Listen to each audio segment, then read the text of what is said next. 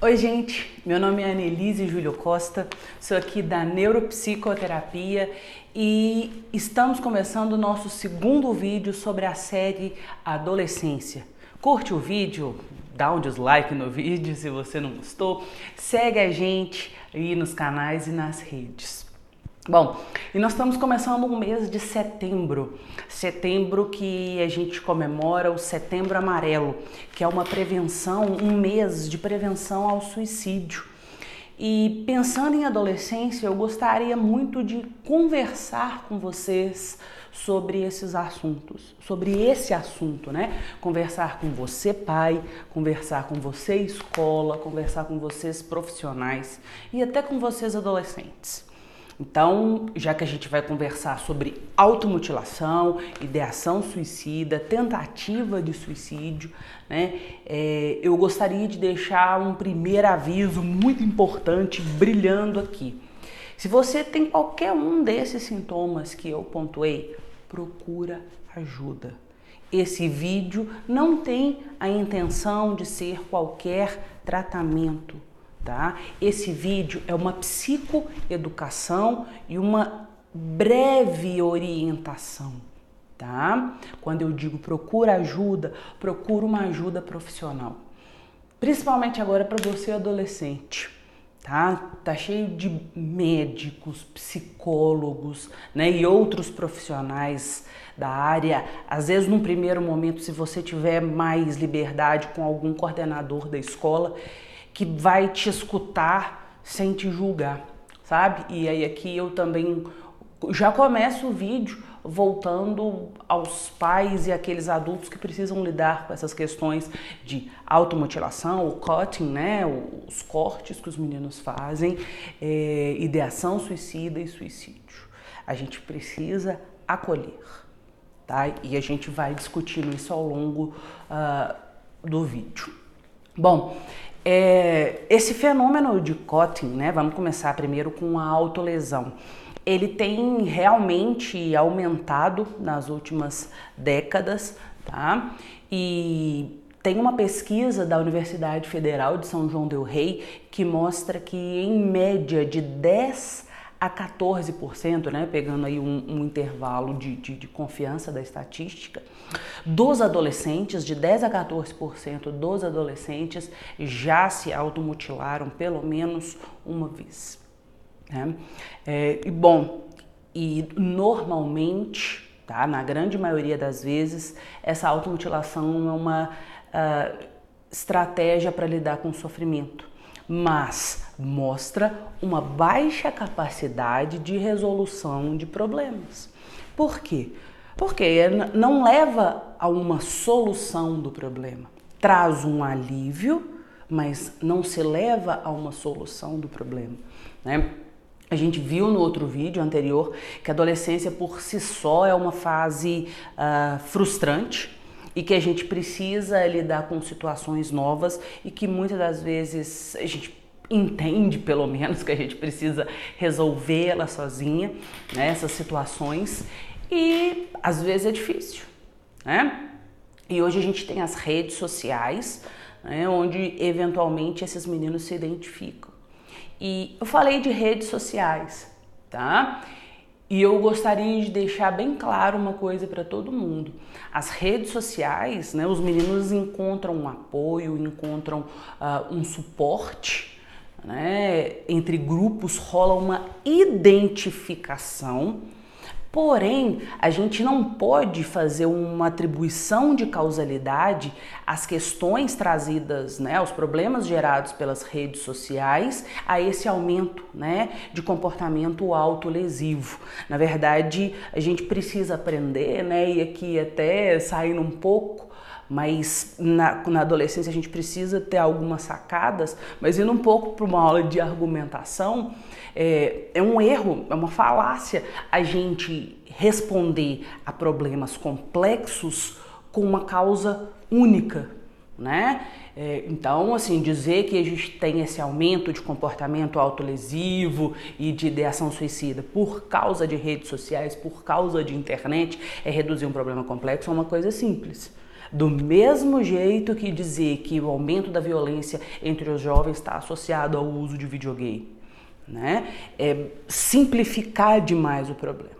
Sobre o videogame eu discuto em outro vídeo, tá? Mas fato é que esses jovens se encontram e rola uma identificação. A gente sabe que nas redes sociais esse fenômeno já está sendo bem estudado, não só em relação ao comportamento de autolesão, mas enfim, comportamento político, que as pessoas têm mais facilidade de se identificar, né? Uma vez que ele conecta mais rápido as pessoas.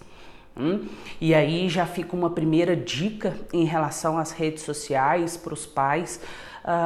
Bom, Facebook é acima de 13 anos, mas fato é que os jovens, né, essa geração aí, a partir dos 10 até os 18 anos, não se volta muito pro Facebook não, tá, gente? Facebook é uma rede social que envelheceu. Hoje os meninos estão ligados mais no Instagram, no Twitter, né? Tem outros aplicativos aí de fotos e os pais precisam acompanhar, né? Não necessariamente mexer no celular dos filhos, esse é um detalhe que fica para o vídeo de uso de redes sociais, mas a gente precisa tratar o ambiente virtual assim como a gente trata o ambiente real, né? Seu filho fala que vai em algum lugar, você quer saber com quem que ele vai, aonde que ele vai, a hora que ele vai, a hora que ele sai, né? Então, você pai, você precisa entender sobre redes sociais. Como eu estou falando, você não precisa necessariamente, existem exceções, tá? Ter acesso ao material de rede social do seu filho, mas e aí, cara, que rede social que você gosta? Que rede social que você não gosta? Por quê? É nessas que a gente acaba descobrindo e tendo acesso a essas informações, né? Por exemplo, desse comportamento autolesivo. Ele tem uma origem que é biológica, que é social e também que é psicológica. Então eu tenho diferentes causas associadas. Então, assim como eu tentei derrubar alguns mitos e algumas falas meio clichês no vídeo passado, a desse vídeo vai ser o seguinte: tá com comportamento, tá se cortando para lidar com o sofrimento, isso aí é para chamar a atenção, isso é falta de serviço. Uma coisa eu tenho que concordar: um comportamento de autolesão é para chamar a atenção, sim, gente. Agora, é para chamar atenção porque eu tenho um problema. De novo, não dá para simplificar uma coisa séria, né? E eu tô falando aqui para todo mundo. Comportamento autolesivo é uma questão séria. A gente não pode brincar com isso. É um motivo de procura profissional na hora, tá? Então, se o adolescente está precisando chamar a atenção, de alguma forma, tá? É porque ele tem um problema a ser resolvido. Como eu falei antes, essa é uma estratégia de baixa resolução de problemas. Então, eventualmente, o uso de uma medicação, alguns precisam sim, tá? A priori eu entendo, e aqui é uma posição profissional, tá? Que a gente deveria usar a medicação na maioria dos casos, né? Após uma avaliação médica, porque esse é um assunto sério que eu não posso correr risco. Tá? E associar essa intervenção com o médico psiquiatra com uma terapia, tá? Com uma terapia que ensine esses adolescentes novas estratégias de resolução de problemas, independente de qual seja a área, seja na área familiar, seja na área social, seja na área de relacionamentos, tá? É importante também, eu não vou entrar em detalhes, mas identificar se esse comportamento eventualmente está atrelado a algum sintoma, né, de quadros psiquiátricos mais amplos. Daí, novamente, o motivo porque esse tipo de intervenção precisa, né, de um cuidado profissional de urgência.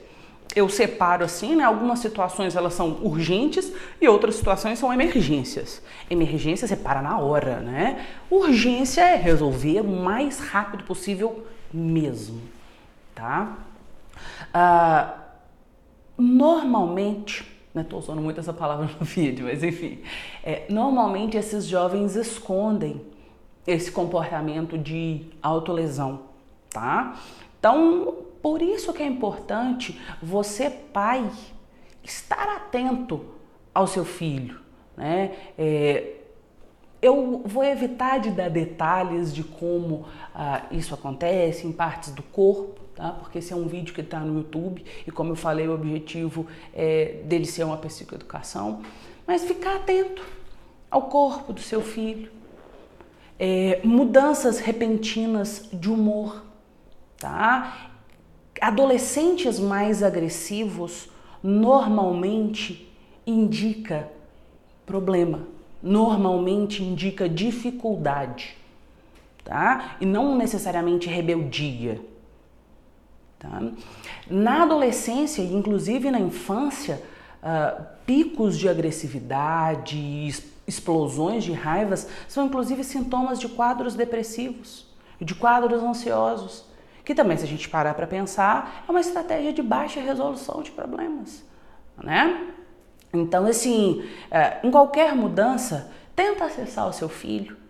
Não sabe como lidar com a situação? Faz uma assessoria com um profissional da psicologia ou com um profissional da medicina ou qualquer outro profissional que lide. Eu sugiro que busquem profissionais que tenham acesso, né, ou que já tenham um manejo com esses comportamentos de autolesão. Para finalizar, ideação e tentativa de suicídio, né? Ideação suicida é quando o indivíduo planeja efetivamente como ele vai morrer, né? Pensar em morrer também tem a ver com uma dificuldade de lidar com a frustração, de dificuldade de resolver o problema. Então, se eu não consigo resolver o problema, a solução é morrer, né? Se não quero continuar, eu preciso acabar logo. É fato que a gente tem uma geração imediatista aí, né? E aqui cabe para os dois sintomas que eu tô falando. A gente tem uma geração imediatista. Então, muitas vezes essas soluções mais rápidas é o que passa na cabeça. A gente sabe que não é a estratégia mais eficiente. E aí agora eu vou fazer um parêntese para falar com você, jovem, que parou para assistir esse vídeo. Morrer não é a solução. E eu consigo te provar. Se você estiver precisando de ajuda, me liga que a gente conversa. Mas morrer não é a solução, tá? Não vou te falar que é fácil também resolver o problema que você tem, que eu não sei qual que é. Mas eu te garanto que morrer não é a solução. Procura uma ajuda, tá? Tá cheio de gente querendo te ajudar aí. Os adolescentes dão sinais, pais. Os adolescentes dão sinais, escola. E agora para você, escola. É lei a escola avisar no primeiro momento. Em um primeiro momento, é lei a escola avisar aos pais. Esse é um problema de todo mundo, tá? Principalmente porque na adolescência, como eu falei, a gente tem as questões de identificação e pode acontecer que o problema ele meio que se alastre aí para a escola, né? Então, outra informação relevante, a principal preditor, a principal causa de uma nova tentativa de suicídio, de uma segunda tentativa de suicídio, é já ter tido uma primeira, tá? Então, assim, de novo, não dá para brincar com coisa séria. Falando para profissionais da psicologia, a gente tem que ter um timing e um manejo muito sensível e manter esses pacientes como emergência. Porque, ao mesmo tempo que a gente precisa estar ligado o tempo inteiro para evitar qualquer coisa, a gente precisa tomar cuidado também para não ser refém da situação. E aí, voltando aos pais, é uma situação séria, precisa de ajuda profissional na hora. Eu estou insistindo em algumas coisas aqui, gente. Setembro Amarelo. Porém, a gente enquanto pai, a gente enquanto mãe, não podemos nos tornar reféns de situações de tentativa de suicídio e fazer tudo que o adolescente quer, né? Por quê? A gente tá dando para ele menos recurso, na verdade, né? E probabilidade da manutenção dessa baixa resolução de problemas. Né? Então, para a gente evitar o seu sofrimento, a gente evitar que você queira morrer, então nós vamos deixar que você não vá à escola, ou eu vou ceder aqui, eu vou ceder ali. É uma situação que depende de um manejo, porque ao mesmo tempo que a gente não pode ficar refém da situação, a gente não pode levar ele ao extremo. Então, é uma situação que eu dou uma dica geral para os pais. A gente precisa manter um meio termo. A gente precisa mudar o nosso padrão de comportamento com os nossos filhos, quando a gente tem esse tipo de questão em casa, tá? E começar a exigir um pouco mais, dando o suporte psicológico e psiquiátrico, mas também sem mudar da água para o vinho. Porque a gente, enquanto pai, também não pode ser imediatista, tá bom? Setembro Amarelo, gente. Vamos conversar sobre comportamento autolesivo, ideação suicida, tentativa de suicídio. Como eu falei, esse é um vídeo que fica numa rede social aberta, que eu não quero me aprofundar muito, que a gente sabe que dependendo de como a conversa é encaminhada, né, isso acaba potencializando alguns quadros psiquiátricos que têm comportamentos ou pensamentos mais rígidos como sintoma, quanto mais a gente fala do assunto, também não é uma boa estratégia. Mas eu tô aqui para alertar e para dizer que a gente pode sim conversar sobre esse assunto tabu, tá? E que se você já teve um comportamento lesivo, se o seu filho tem, não significa que você é um fracassado quanto filho, quanto pai. É uma característica e que a gente não precisa deixar debaixo do pano. Ao primeiro sinal, vamos resolver, tá? Ao primeiro sinal, vamos lidar. Bom, deixa sua pergunta, você como pai, se quiser deixar seu comentário anônimo, eu até prefiro, porque aí a gente dá acesso às minhas respostas a outros pais. Se for algum caso pessoal, manda como mensagem, eu vou tentar responder todo mundo, tá bom? Pode me mandar a mensagem no privado. Setembro Amarelo, vamos conversar sobre esse tema com responsabilidade, com seriedade, mas ao mesmo tempo sem trazer para uma conversa tabu, tá bom? Vamos todos trabalhar juntos. Adolescente, tem solução, cara, te juro, tá? Procura ajuda que dá certo. Grande abraço, gente.